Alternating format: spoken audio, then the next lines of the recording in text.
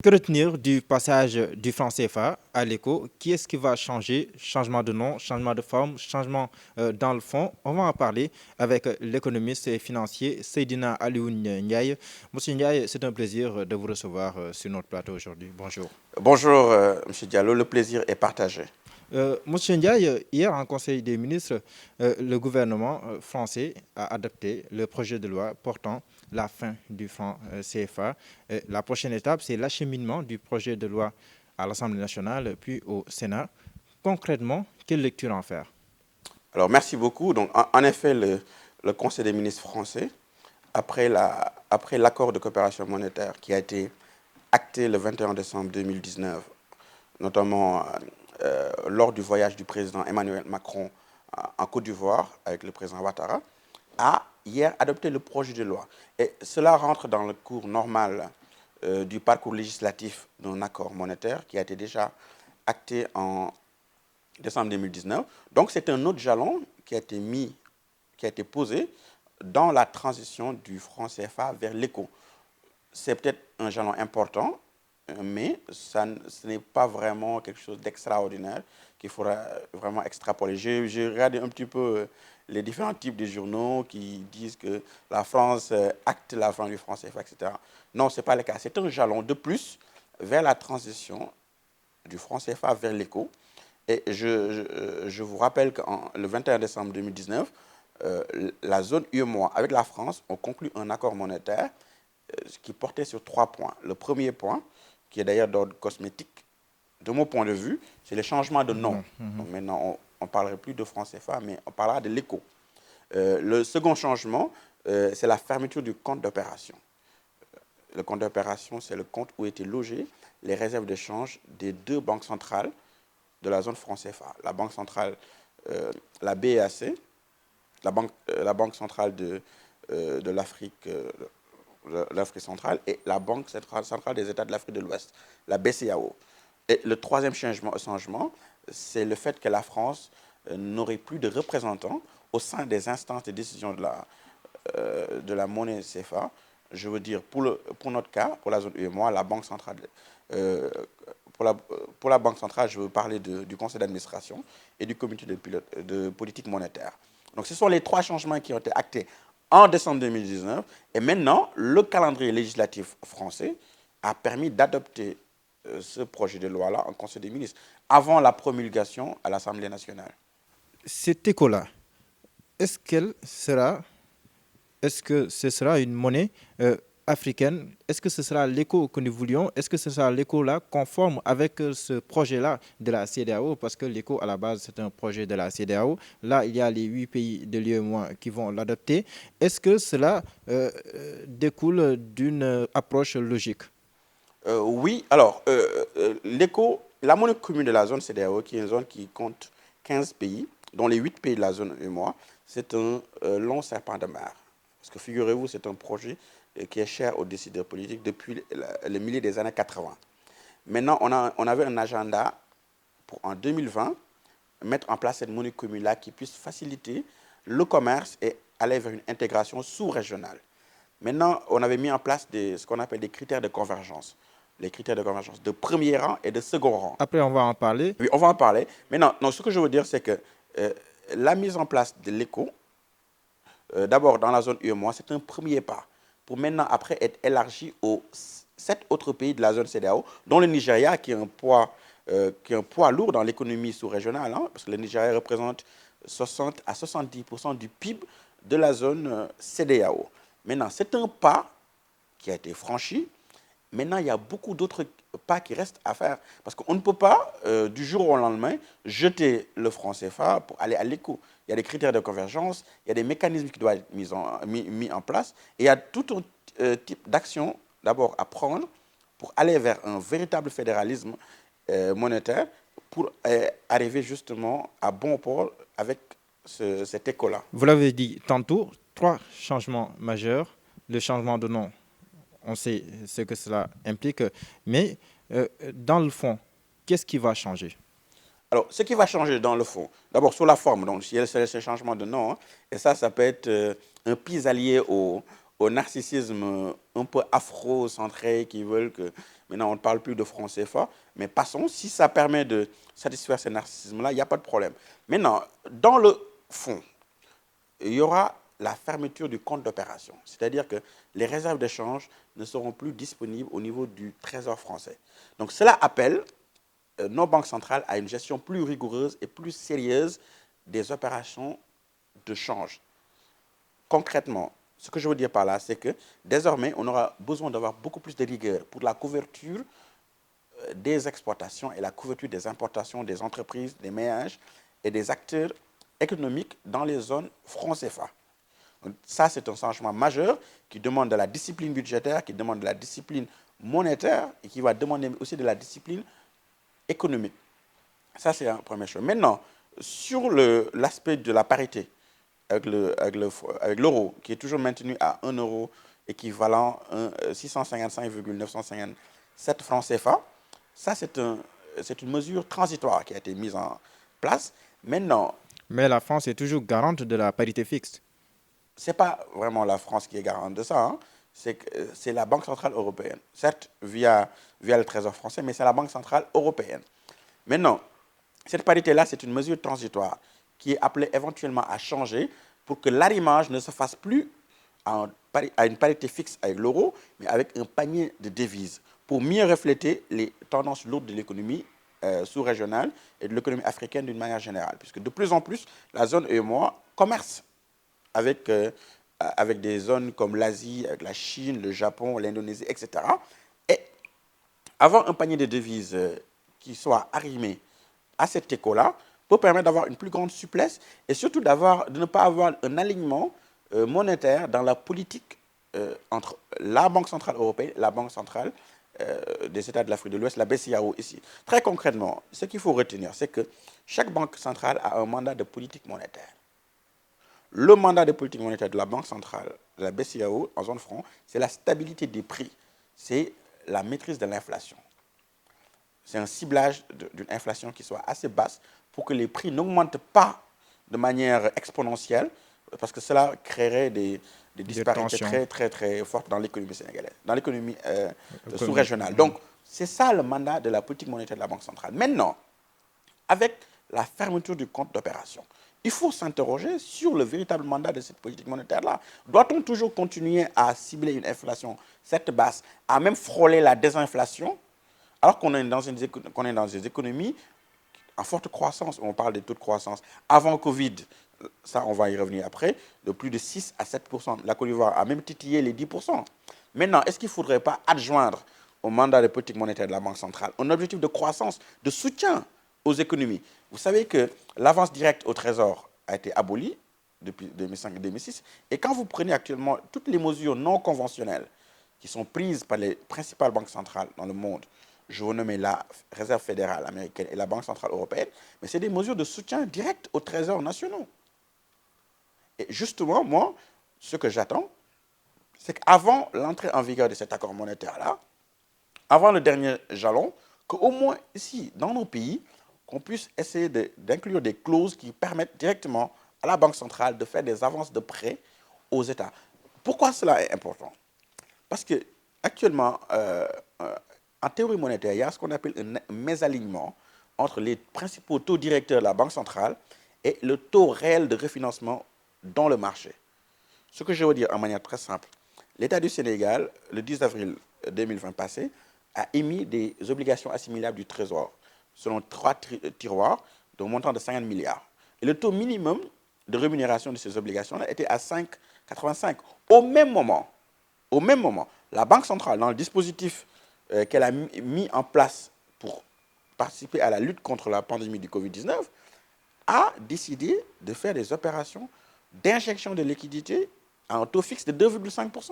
Donc rien que cet arbitrage de taux-là peut faire que les banques de la zone ne financent pas vraiment l'économie. Parce que si je peux, moi, emprunter à la Banque centrale à 2,5 fixe en mettant en collatéral des obligations et des bons souverains de la zone qui me rapportent du 5,85 ou du 6%, vous voyez très bien que c'est un black hole, comme on dit en anglais, où, où vraiment les banques s'engouffrent pour ne encore abaisser le taux de crédit à l'économie qui est très faible en zone UEMOA, parce qu'elle tourne autour de 25,5, moins de 30%. Quoi qu'on dise, le franc CFA était quand même stable. Est-ce que, au vu de l'évolution des choses et des projections qui sont faites, est-ce que on peut dire de la même chose par rapport, est-ce qu'on peut dire la même chose par rapport à l'éco prochainement? Alors, ça, c'est une question qui est très importante, parce que d'abord et avant tout, l'un des foncteurs, l'un des invariants les plus importants d'une bonne monnaie, c'est sa stabilité. Et euh, moi, je me départis de tout narcissisme et de toute subjectivité, mais bon gré, mal gré, le franc CFA est une monnaie stable jusqu'à présent. Parce que quel est le critère sur lequel on se base pour voir si une monnaie est stable ou pas? C'est l'inflation, c'est la couverture des avoirs extérieurs nets, c'est la masse monétaire en circulation. Sur ces trois critères-là, le franc CFA, en effet, est une monnaie stable. Maintenant, il y a les profondeurs qui pensent que cette inflation faible, cette stabilité, entre guillemets, du franc CFA, est un frein à l'essor de nos économies. Qu'il faille aller vers un peu plus d'inflation, éventuellement, pour que le taux de crédit à l'économie tourne, pour que les entreprises puissent emprunter, pour que les ménages, etc. Donc, et la mise en place des critères de convergence dont je parlais tout à l'heure, ça permet justement d'aller vers une stabilité de la monnaie future de l'éco. Et ces critères de convergence, là, je vous l'ai dit tout à l'heure, sont de deux ordres. Il y a d'abord les critères du premier rang, c'est-à-dire le taux d'inflation, qui doit être moins de 3%, le solde du déficit budgétaire, qui doit être à 3%, et le ratio dette sur PIB qui ne doit pas dépasser 70%. Une dernière question avant de revenir à ce point-là. Avant de parler d'une souveraineté monétaire, il y a en préalable la souveraineté économique. Est-ce que la zone UEMOA est en perspective la zone CEDEAO, mais parlons d'abord de la zone UEMOA, est-ce qu'il y a les signes avant-coureurs d'une économie stable qui est autonome pour pouvoir supporter cette prochaine monnaie? Alors ça, c'est une très bonne question. Moi je suis d'avis que un préalable à la souveraineté monétaire, c'est d'abord relever les défis économiques. Et votre question est très pertinente parce que si vous prenez, euh, parce que les économistes l'ont dit depuis très longtemps, hein, Bayoumi, etc., il y a un trépied, c'est trois piliers qui permettent de garantir une stabilité monétaire et d'aller éventuellement vers une souveraineté monétaire. D'abord, il faut avoir une base productive qui soit assez large. Il faut avoir une véritable industrialisation. Il ne faut pas juste avoir des économies qui soient insérées dans la mondialisation de manière très primaire. Ce que je veux dire par là, l'économie de l'Union monétaire ouest-africaine, l'UEMOA, et ça c'est un rapport de la BAD, qui je dis, un rapport sur la productivité, dit très clairement que la valeur ajoutée manufacturière est de l'ordre de 10 à 15% maximum. Donc, l'économie est insérée dans la mondialisation de manière primaire. On ne fait que exporter à 70% des matières premières brutes et on importe les produits de biens de consommation, biens et services de consommation.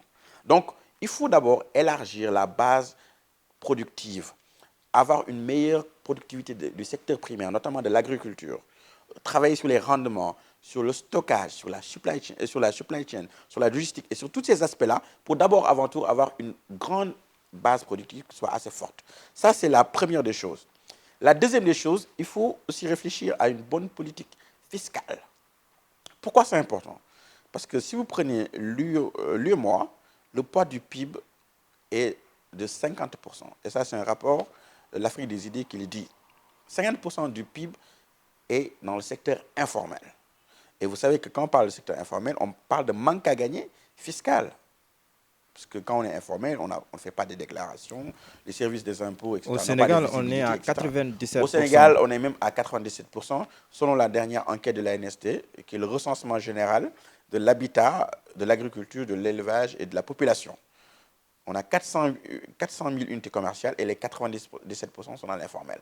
Donc, le taux de pression fiscale en zone UEMOA est 2 fois inférieur à la norme qui devait être en vigueur, qui doit tourner autour de 30%. Au Sénégal, on est aux alentours de 15%. Et il faut juste signaler que le rebasement du calcul du PIB qui a été fait en 2014 nous a fait chuter de 18 à 15% de taux de pression fiscale. Donc, il faut élargir l'assiette fiscale. Il faut que les gens, les Or, contribuables ça soient doit plus être importants. approximativement 20% ou quelque chose comme ça. Minimum, il faut du 20% et aller vers une fiscalisation encore qui soit même, qui puisse même titiller les 30%. Donc d'abord, c'est le poids de l'informel et de la pression fiscale. Parce que la pression fiscale, elle ne s'exerce que sur les salariés et sur les entreprises formelles. Ce qui fait que l'assiette est très faible. Ça, c'est le deuxième point. Maintenant, le troisième point, c'est la souveraineté monétaire. Effectivement. Mais avant d'avoir cette souveraineté monétaire, il faut passer par les deux premiers points. D'abord, avoir une base productive qui soit assez large, avoir une bonne valeur ajoutée manufacturière, c'est le coton, je veux parler de l'arachide, je veux parler du mil, je veux parler de toutes ces matières premières-là, que ces matières premières-là puissent avoir de la valeur ajoutée dans l'économie de la zone UEMOA. Ça, c'est primo. Deuxièmement, il faut avoir une bonne politique fiscale en élargissant l'assiette fiscale et en faisant tout pour trouver des moyens. Et il y en a un pour que l'informel puisse participer de plus en plus à la politique fiscale. Il y a le levier du mobile banking qui peut permettre justement de formaliser cet informel-là.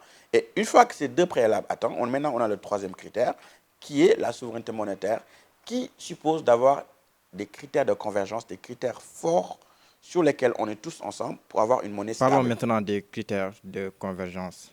Des critères de convergence, des critères primaires et les autres critères. Alors, les critères de convergence sont au nombre de deux catégories. Il y a d'abord les critères du premier rang. Ils sont au nombre de trois. D'abord, c'est le taux d'inflation qui doit être inférieur à 3%.